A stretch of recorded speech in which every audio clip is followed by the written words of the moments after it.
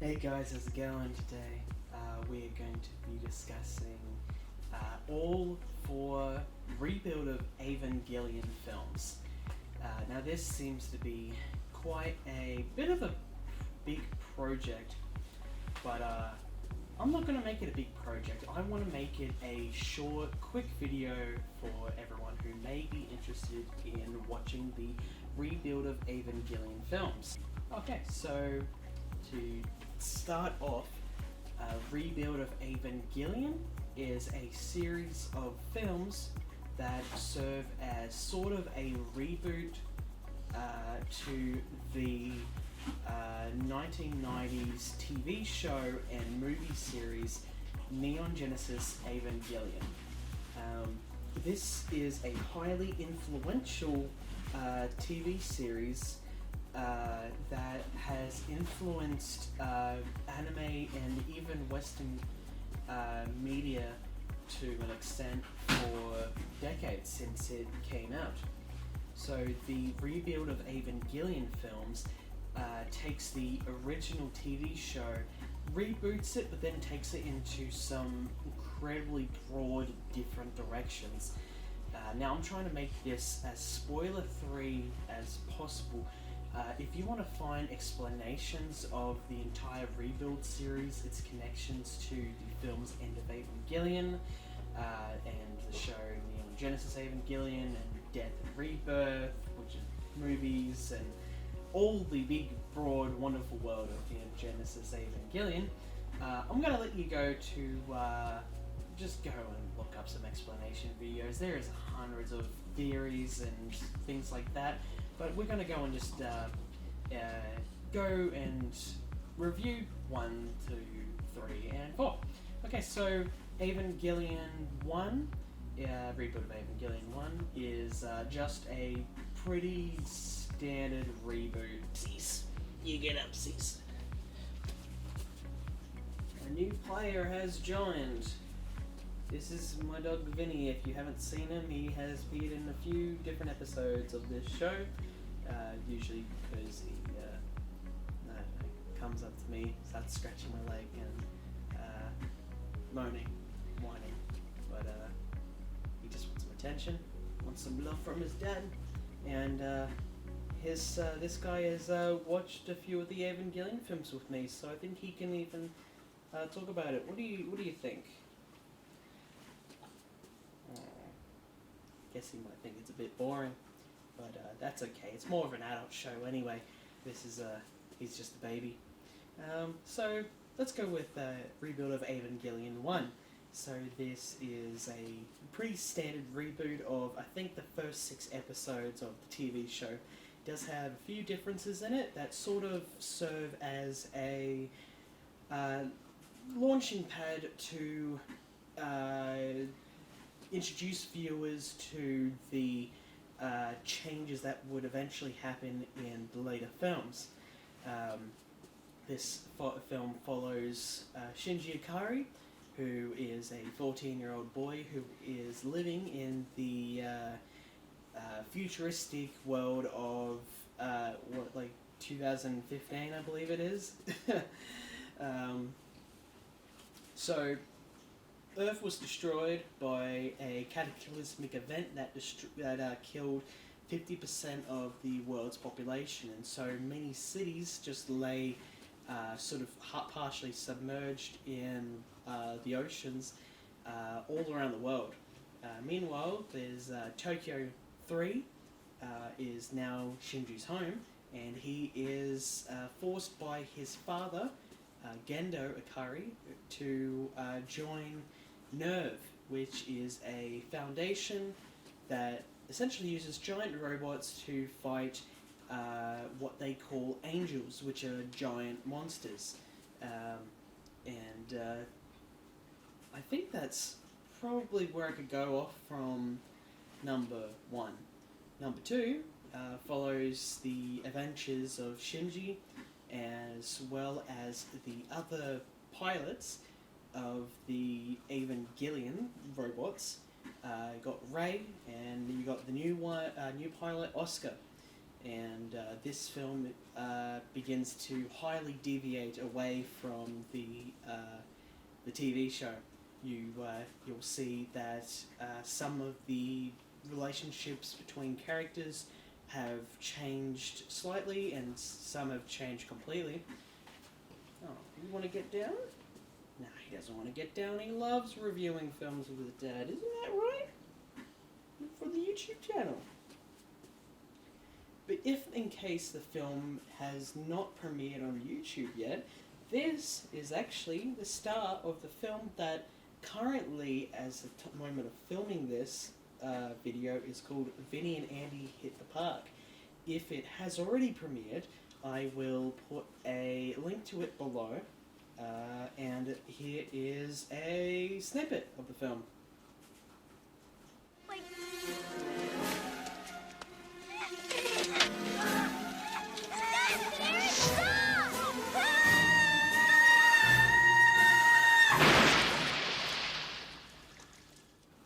You like that snippet? I think that was a great snippet.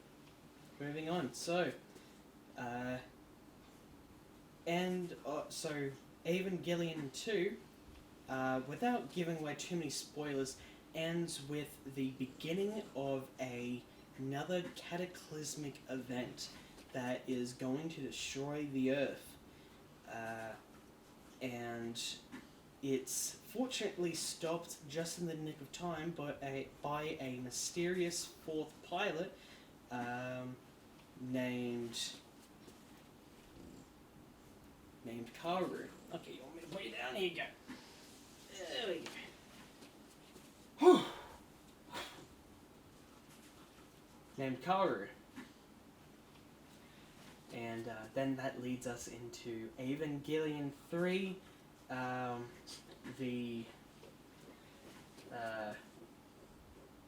All the names in the Evangelion rebuild series are quite weird. You got you cannot advance, you cannot undo or something, and then the final film is technically called Rebuild of Evangelion 3.0 plus 1.0.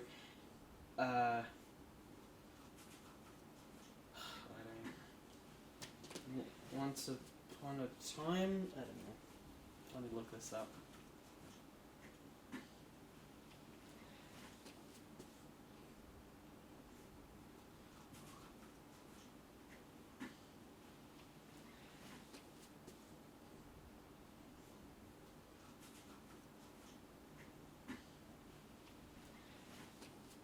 Okay, alright, so we've got Rebuild of Evangelion 1, called Rebuild of Evangelion 1.0, You Are Not Alone.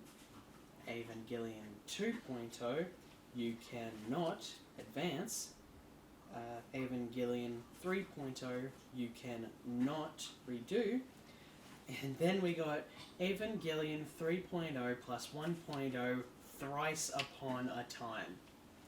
I agree, the third one was personally not my favorite in the series. Third begins with Shinji waking up on a space station in 14 years in the future. He has realized that he is now he'd have to be 32 or something like that, or 28 or some age like that. I believe it's 14 years in the future. This is the moment where the Evangelion series, Rebuild series, greatly changes. So it's now no longer 2015, it's 2030 something or other, and the world is completely different. He finds himself in a completely unfamiliar and quite a hostile world where his former friends and family now look, even though they look the same, they sort of act completely different. When I first saw this film, I was quite confused, and I did go and scream at the top of my lungs, Hideaki Anno! Because, sometimes he's got a pageant for messing with the audience. especially with Evangelion 2 actually being, well, up until number 4, it was my favourite. It had the, still actually honestly has like one of the best climaxes of any of the films, and probably one of the best final fight sequences that I've ever seen in any film. So Evangelion 3, Shinji finds solace in Kaoru, who seems to be his only friend, and he is led by Kaoru, or more really shanghaied by Kaoru, into trying to start the fourth impact, which is the cataclysmic event that I've been referring to. However, things don't go right for him and his new friend, and result in some pretty disastrous events.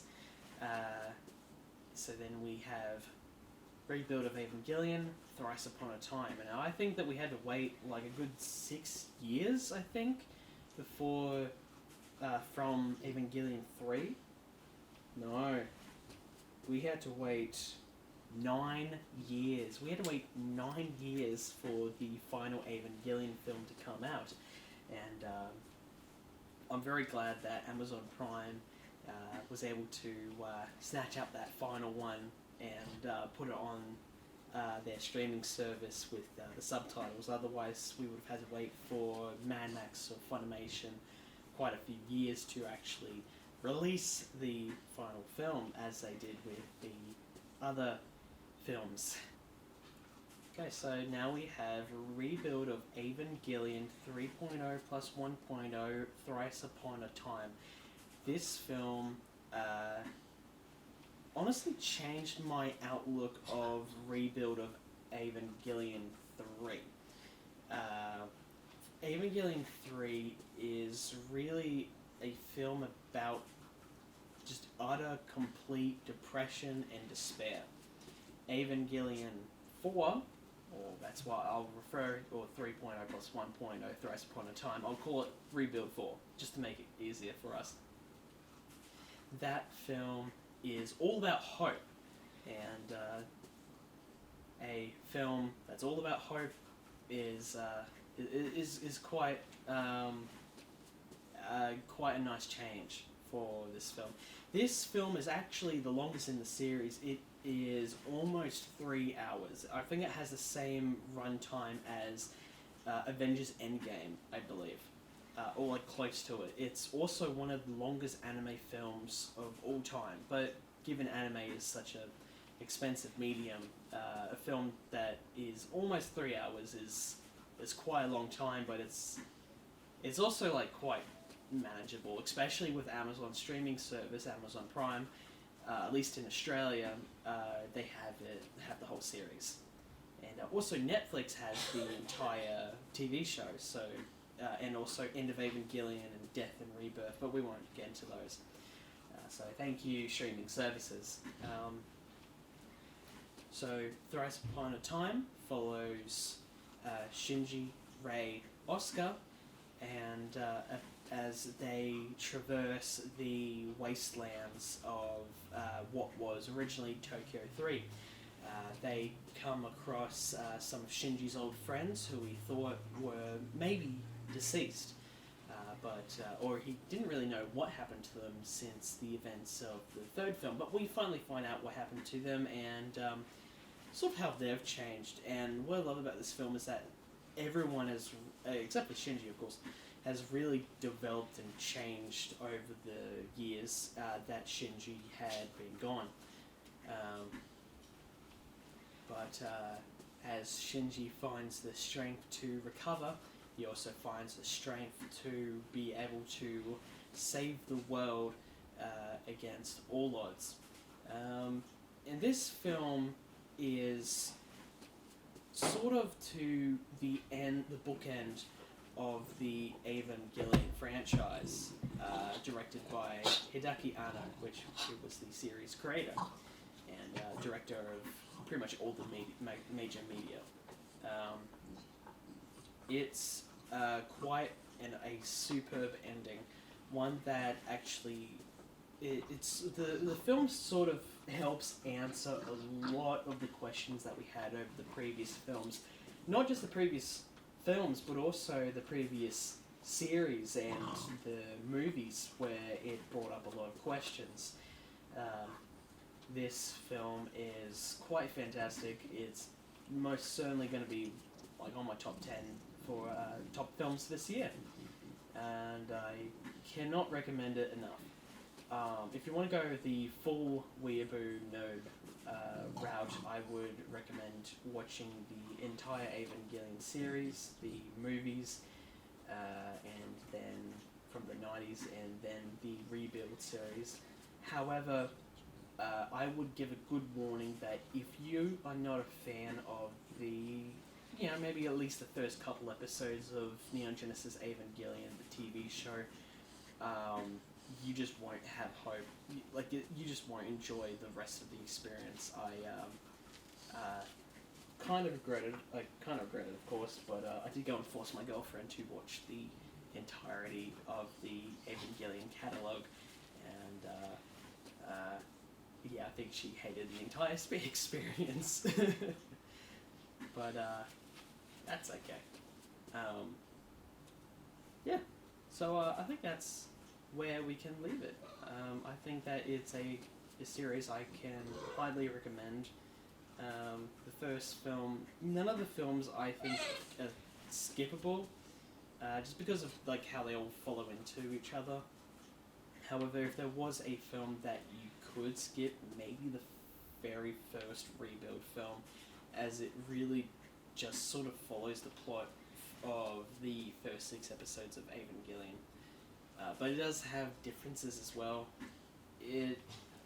Differences that I think could only make sense if you would have watched the original series. Or watch some explanation videos. Even if you like, you could even watch some explanation videos of the entire Evangelion series, so you can just go and get right into the Rebuild series. Alright, and I think that'll be it. Thanks so much for watching me ramble along, guys. Till next time, peace.